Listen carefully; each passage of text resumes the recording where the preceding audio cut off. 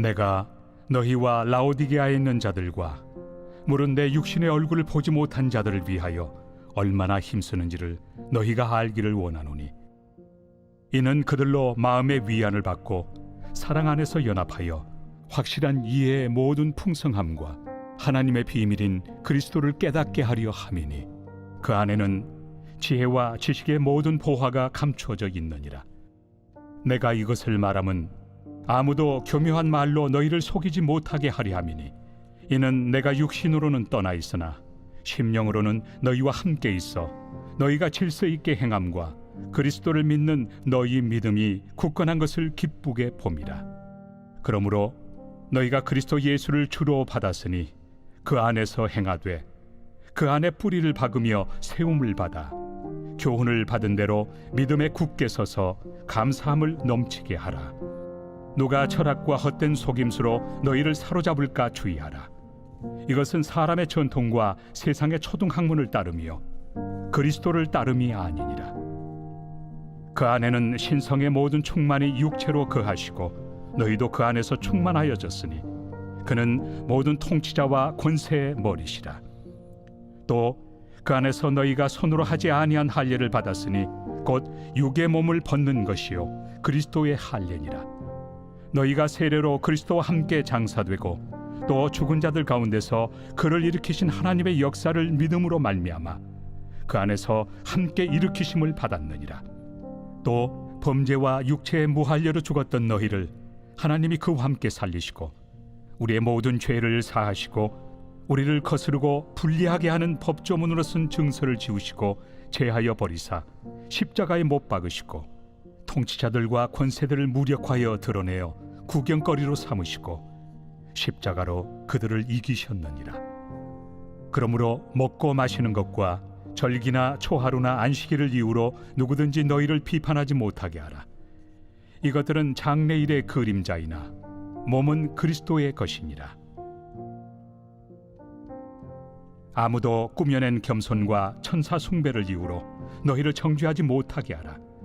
그가 그 본 것에 의지하여 그 육신의 생각을 따라 헛되이 과장하고 머리를 붙들지 아니하는지라.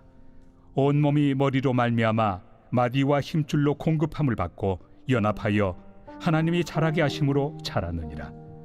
너희가 세상의 초등학문에서 그리스도와 함께 죽었거든 어찌하여 세상에 사는 것과 같이 규례에 순종하느냐.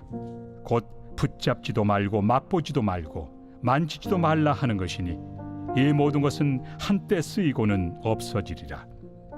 사람의 명령과 가르침을 따르느냐.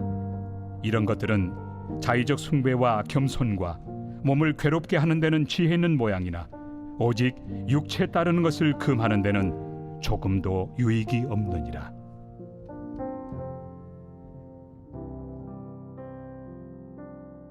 새벽 영성 기도 시간입니다. 오늘은 골로새서 2장 함께 살펴보겠습니다. 어제 한 차례 설명드렸습니다. 사도 바울이 로마의 감옥에 있을 때 쓴 편지들을 옥중서신이라고 했습니다. 에베소서, 골로새서, 빌립보서, 빌레몬서가 있다라고 했습니다. 빌레몬서는 개인에게 쓴 편지고요. 에베소서, 골로새서, 빌립보서는 교회 공동체에 쓴 편지입니다. 거의 같은 시기에 썼기에 유사함이 있다라고 말씀드렸죠. 그 중에서도 에베소서와 골로새서는 더 유사한 부분이 있습니다. 제가 골로새서를 읽으면서 주목했던 한 단어가 있었는데요. 이 단어는 에베소서에도 나타납니다. 바로 비밀이라는 단어입니다. 에베소서와 골로새서가 그렇게 길지 않으니 오늘 비밀이라는 단어에 중점을 두고 성경을 펼쳐서 읽어보시면 좋을 것 같습니다. 비밀이라는 단어가 몇 차례 나오는지 한번 찾아보시기 바랍니다. 사도 바울이 비밀이라는 단어를 여러 서신에서 사용합니다. 우리는 컴퓨터 프로그램을 사용하면 어디에서 몇 차례 사용됐는지 정확하게 찾아볼 수 있습니다. 하지만 우리 모두가 그것을 하는 게 불가능하니 간단하게나마 검색을 하면 알 수 있습니다. 성경을 볼 수 있는 성경을 제공하는 웹사이트에 들어가서 비밀을 검색해 보는 겁니다. 그렇게 검색해 보면 번역본에 따라서 조금씩 다르기는 하지만 거의 유사한 결과를 보게 될 것입니다.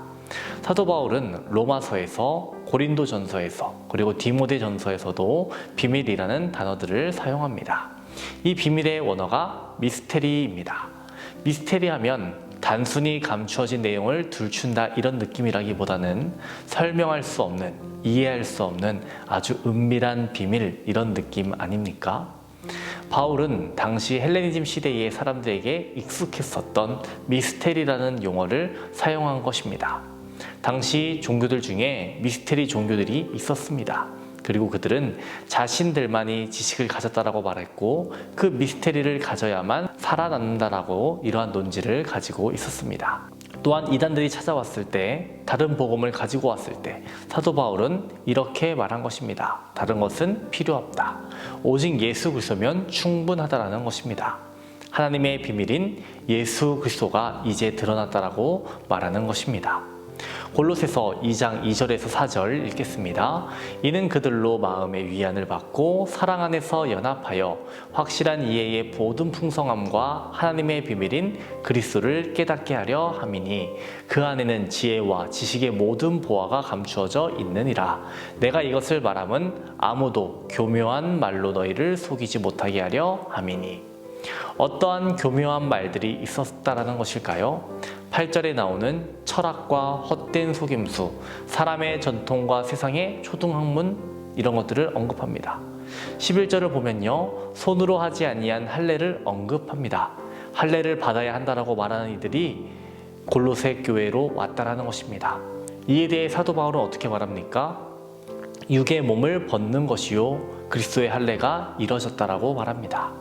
16절을 볼까요? 먹고 마시는 것과 절기나 초하루나 안식일을 이유로 누구든지 너희를 비판하지 못하게 하라. 이런 말씀도 있었습니다. 또 18절을 보면 꾸며낸 겸손과 천사 숭배를 언급하고요. 20절에 보면 어찌하여 세상에 사는 것과 같이 규례에 순종하느냐라고 말하고 있습니다.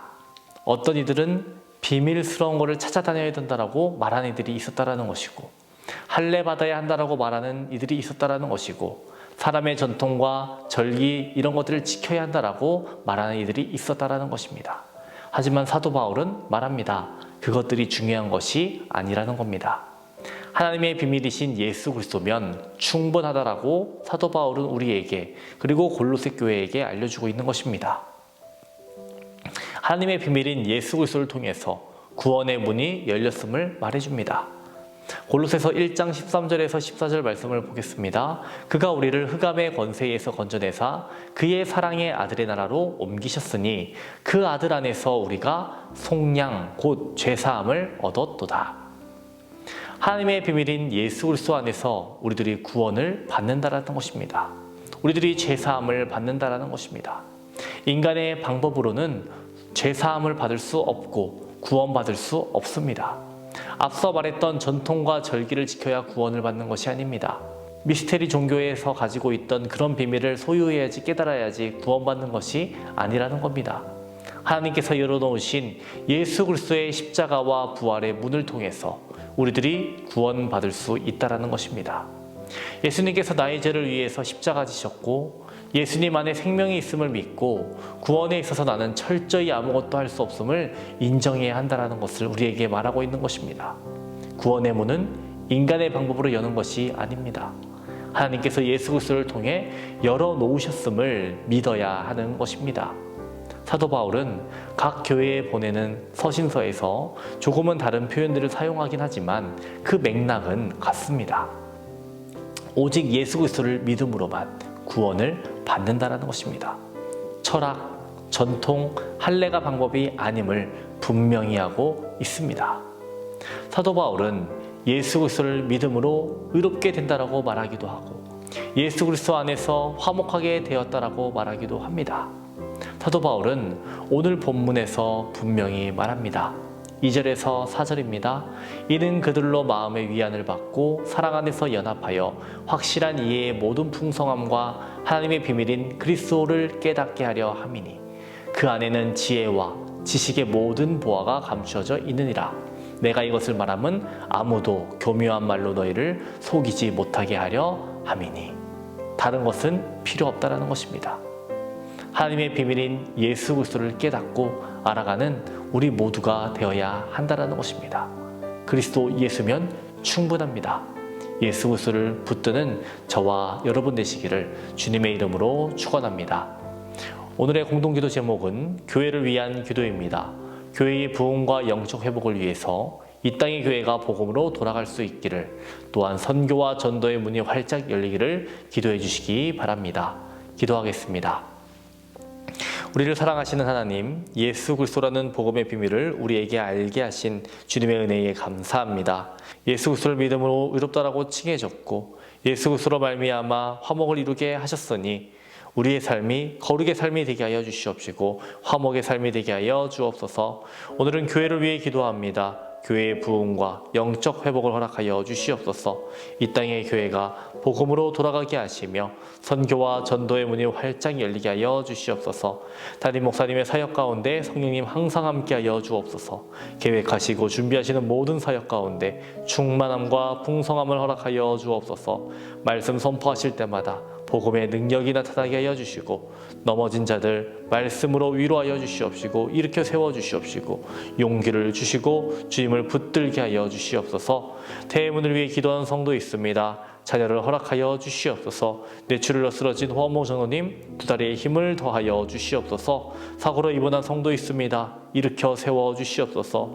암과 싸우고 있는 박재승 권사님, 유은영 권사님, 김시아 권사님, 이영숙 권사님, 이명숙 권사님, 오유미 집사님, 이동춘 성도님, 박사연 청년, 유규민 청년에게 치유의 강사들 더하여 주시옵소서. 우울증을 겪고 있는 성도들, 공황장애, 불면증을 겪고 있는 성도들 깨끗이 고쳐주시옵소서. 투석으로 디스크로 고생하는 성도들 있습니다. 하나님 깨끗이 고쳐주시옵소서. 연로하신 장로님, 권사님, 집사님들 늘 강건케 하여 주시옵시며 병상에 누워 계시지 않고 마지막 날까지 걸을 수 있는 건강 허락하여 주시옵소서. 새벽마다 주님께 드리는 우리의 기도 제목에 주님 응답하여 주시옵시고 좋은 것으로 채워 주시옵소서. 우리의 생명이 되시는 예수님의 이름으로 기도합니다. 아멘.